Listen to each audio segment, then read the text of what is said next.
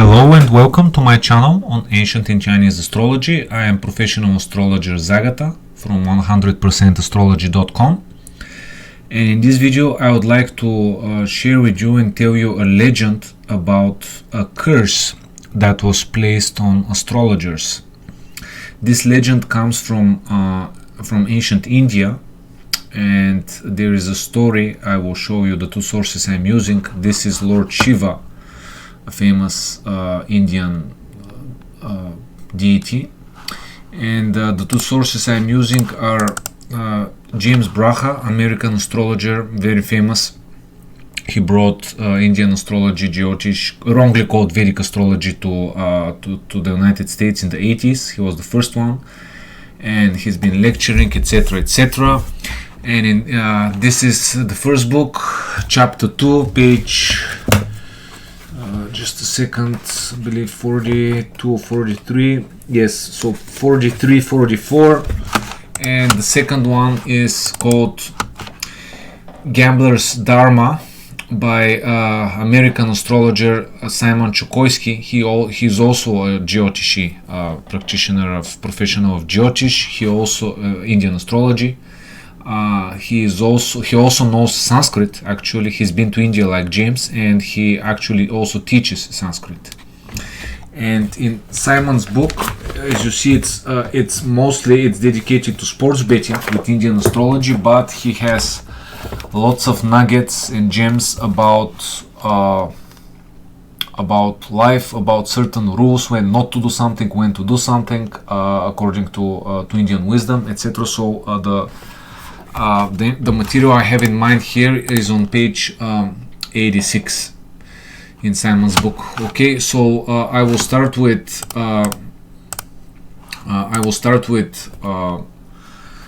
the book of James Braha. Again, these are very brief passages, so it's not a problem. I'm not divulging any important information from the book, copyright, etc. So this is chapter 2, as I said, and James says, first, according to Hardifol. Now, Hardifol is a very famous astrologer of Indian astrology, of Jyotish. He also knows Sanskrit. In fact, he is the teacher of Simon Chokoisky. And Hardifol, for those that are into the Western tradition, is like Robert Zoller. In other words, the true traditionalist, the astrologer par excellence. And so James says, first, according to Hardifol, co-author of the book Light on Life, there is a story in the ancient Puranas, these are the Vedic scriptures, about Lord Shiva testing the astrologers of the day to see if they were accurate in their predictions. And James's student Martin asks, were they? And James says, yes, but because Lord Shiva felt that his astrologers were somehow interfering with free will, he put a curse on them. Essentially, he declared that from the time of his edict, astrologers would never agree with each other. I don't know much about curses, and I don't know whether the story is to be taken literally or symbolically, but when I heard this account, I was impressed. The extent of disagreement amongst astrologers, in my opinion, is mind-boggling, not only within Jyotish, but within the entire field of astrology. For me, Shiva's curse is one explanation, metaphysical as it is. The second point is that Jyotish is an oral tradition, not a written one. And it is an oral tradition, I believe, for good reasons. Jyotish is metaphysical knowledge. That means it is necessarily hidden and cryptic. It is not for everyone to learn. Therefore, ancient Indian astrological gurus didn't give out their knowledge to every Tom, Dick, and Harry. End of quote from James Braha. So, and let me quickly read you from Simon's book. It's shorter, and then I will give my comments and my view on the matter. So again, page 86 in Simon's book. A long time ago, astrologers became so enamored, in other words, in love, of their ability to predict that they declared themselves omniscient, pushing out the role of the gods and the divine. They even wrote horoscopes for clients yet to be born, in brackets, which are now accessible through a specific branch of astrology called Nadi Jyotisha. But such knowledge comes at a price. Just like the wiseacres in your family, karma always comes, a calling to put them in their place. These celestials know-it-alls were cursed, and every astrologer today bears the burden of their conceit. End of quote. So, folks, this is, if you're studying astrology, if you are astrologers yourselves, if you're professionals, if you know astrologers, if you've been part of some of the astrological community, this will speak volumes to you, because unfortunately it's so true. It's so true that it's it's shameful. It's a topic not widely discussed, and it should be, because it's really disappointing, and it hurts, because astrology, most astrologers, they say that astrology is an occult science. It's a revelation of God, of the creator, whatever you want to call the source. And it's spiritual science. It's meant to help people, to uplift people. It's so that people can know their fate, people can know their future, people can make informed decisions, etc., etc. And yet, what's been happening, again, it doesn't matter whether this being, it exists, whether it's a physical being, an astral being, what have you. Here we see also a snake in this being, whether it's reptilian, what have you. It doesn't matter. What matters is that, again, as James says, be it metaphysical or not, there is something that's resonating. There is something that strikes through with this legend, with this curse. And I would also like to say that I also practice Chinese astrology, and not just Chinese astrology, and some forms of Chinese divination that I've written about on my website. And unfortunately, what I've seen, is here's my website. What I've seen is there for the past, it's almost 9 years now, 9 full years I've been studying and practicing every day on hundreds and hundreds of real charts and people and clients, etc. And the bickering, the spreading of malicious rumors, these vicious attacks and smearing campaigns, it's these proxy wars, as I like to call them, students of some masters, as they like to call themselves, attacking others, be it on social media, on websites, on YouTube, on, it's so it's so off-putting. It goes against everything that we are doing, How can we help people if we are fighting so much between ourselves? And also, there are many astrologers who, very, very smart, educated people who, and experienced astrologers, most importantly, that correctly say that astrology should take its place back, it should be recognized, etc., etc. And yet, some of those astrologers, they engage in such in such behavior because they think they know best, because their astrology is superior, because their zodiac is superior. Nonsense. It's so much damage has been done to our science, to our craft, that we have a saying in Bulgarian, like, don't put water in someone's meal.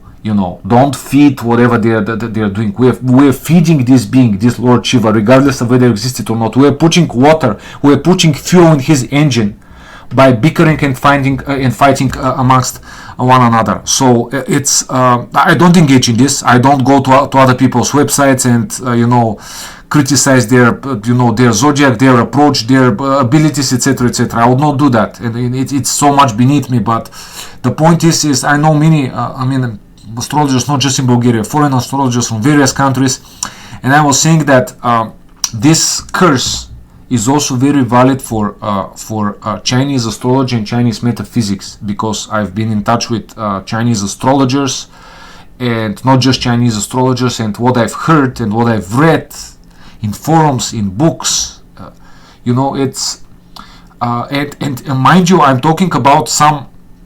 I'm not talking because in the East astrology, because they didn't get invaded by Muslims. They didn't have so many wars. They were not their history was not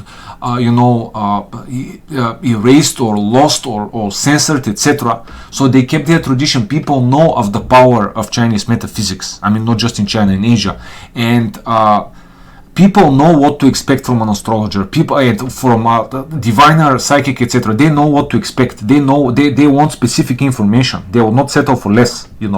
They want information about their business, about their kids, about their finances, about their health, about their friends, about their spouse, about their marriage life, their love life, etc. They want specific information. They will not settle for psychology theories of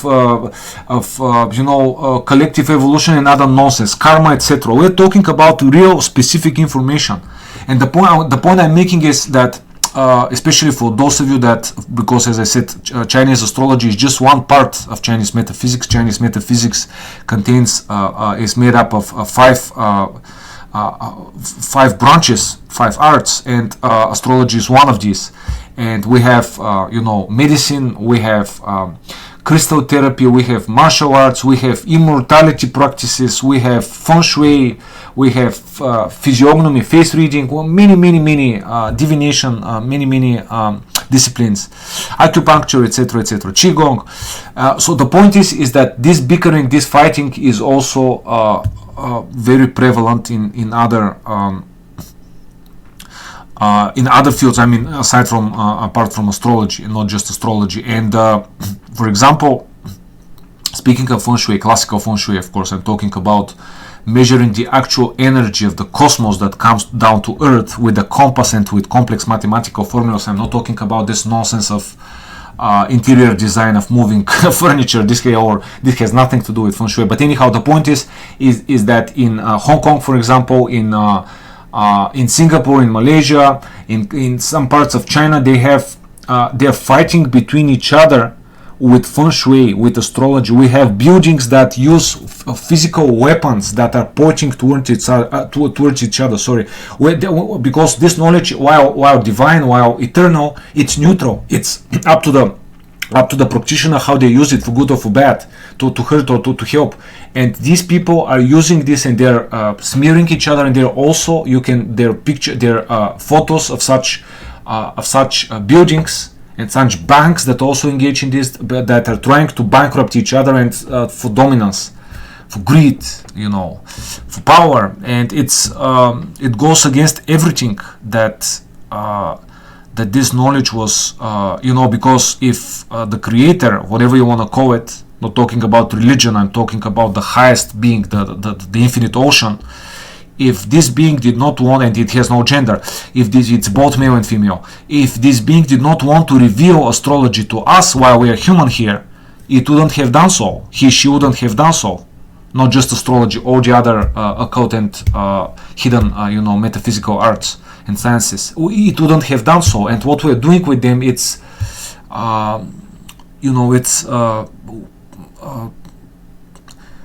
again, it's really sad. It's disgusting. And if we want to with astrology, we like to speak about benefic planets. We like to encourage the benefic expression of planets in general, and avoid or minimize the malefics.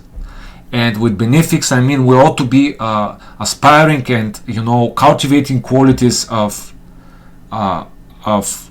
compassion, of empathy, of mercy, of help, of forgiveness. I'm talking about Jupiter, Venus, understanding, and what we're doing is we're utilizing the malefic qualities of especially of Saturn and of Mercury. I'm talking about these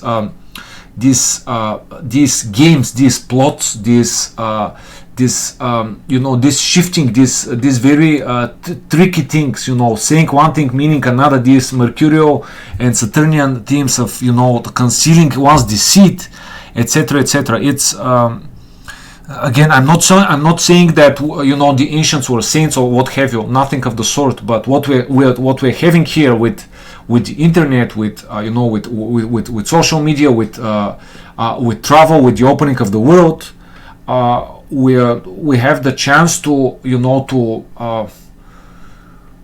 to clear this baggage, so to say, to learn this lesson, to overcome this challenge, and instead, I mean, for the most part, astrologers are engaged in, again,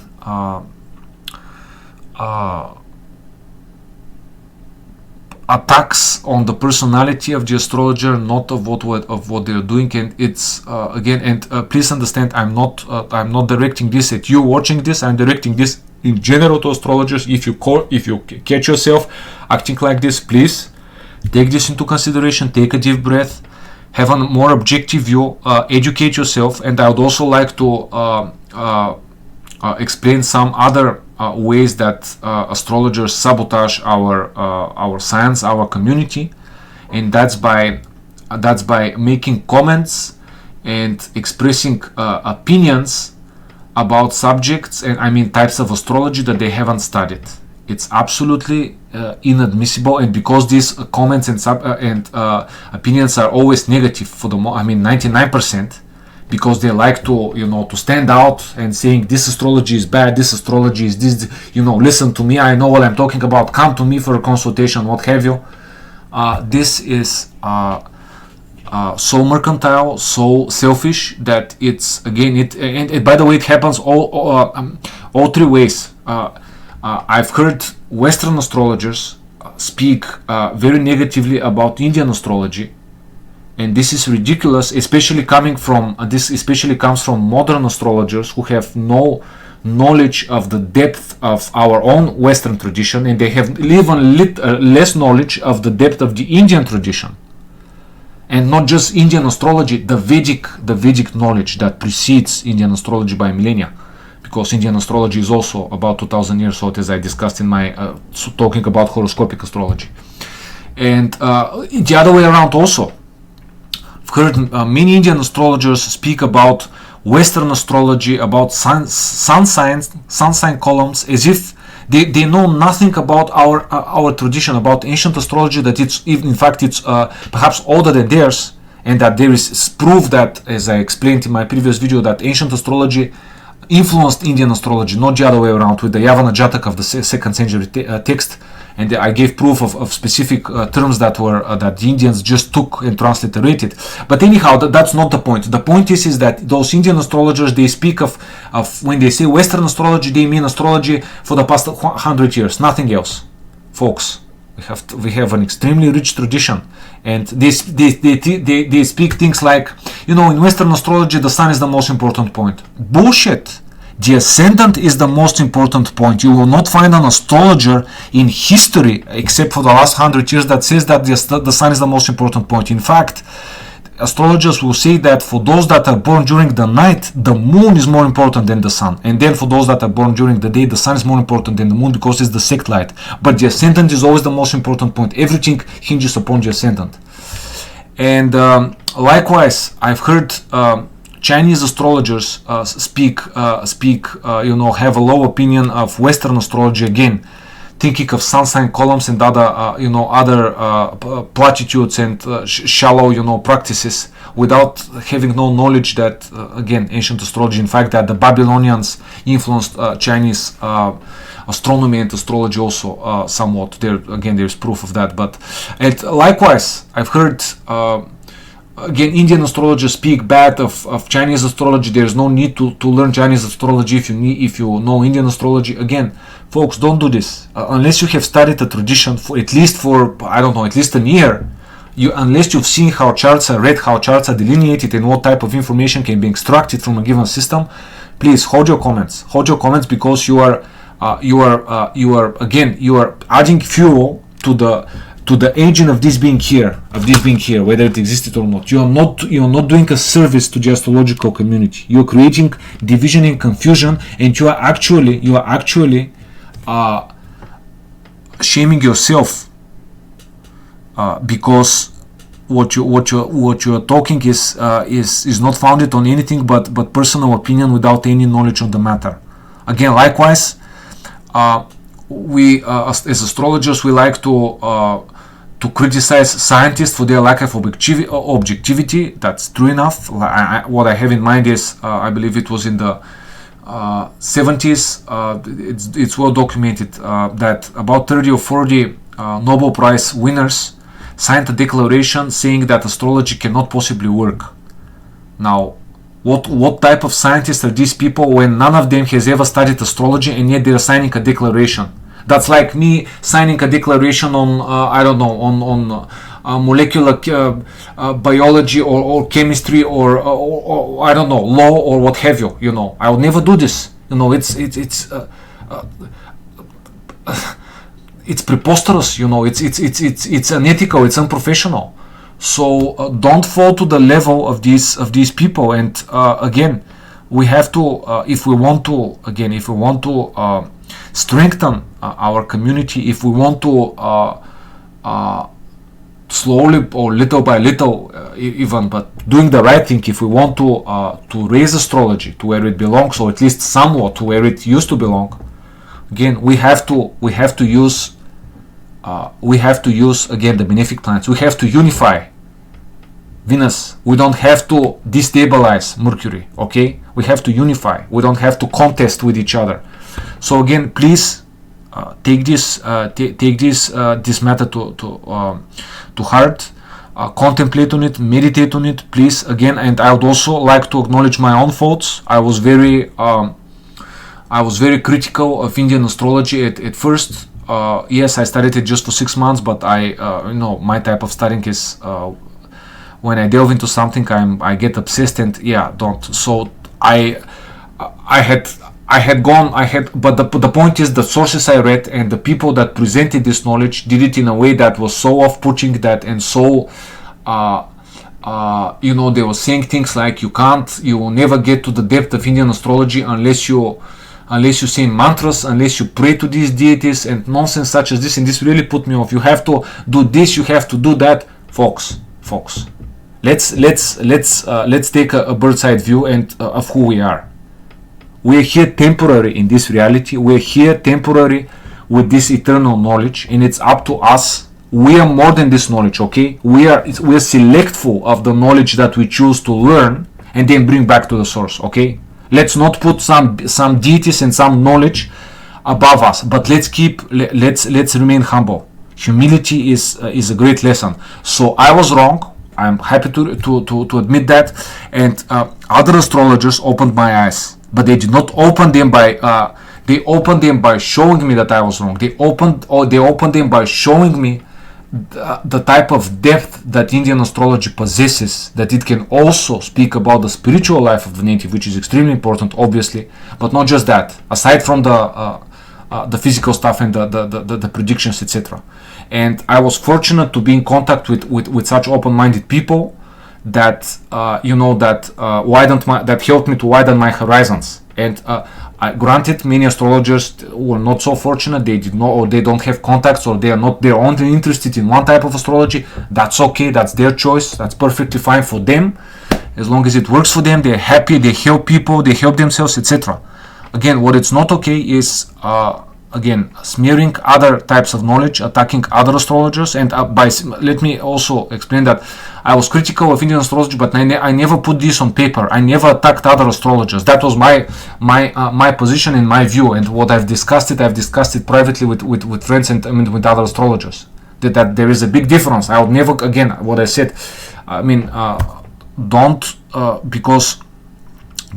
do this. Don't attack others, because you're straying away from your path, whatever your path is. And I would also like to finish with saying that I had to tackle this topic of the potential curse on astrologers, because I'm about to to go into some topics that are extremely controversial, such as the sidereal or tropical zodiac, how astrology works, and etc., etc. Many other videos, whether astrology is a science, etc., etc. And so again, please take this video into consideration. Exercise humility, cultivate forgiveness and self-awareness, and I hope that it was useful. If you'd like to subscribe to my channel, Ancient and Chinese Astrology, I'd be grateful. If you resonate with this knowledge, you can like the video, etc. And if you have a question or a comment, you can leave them below. I'll be happy to answer you. Thank you.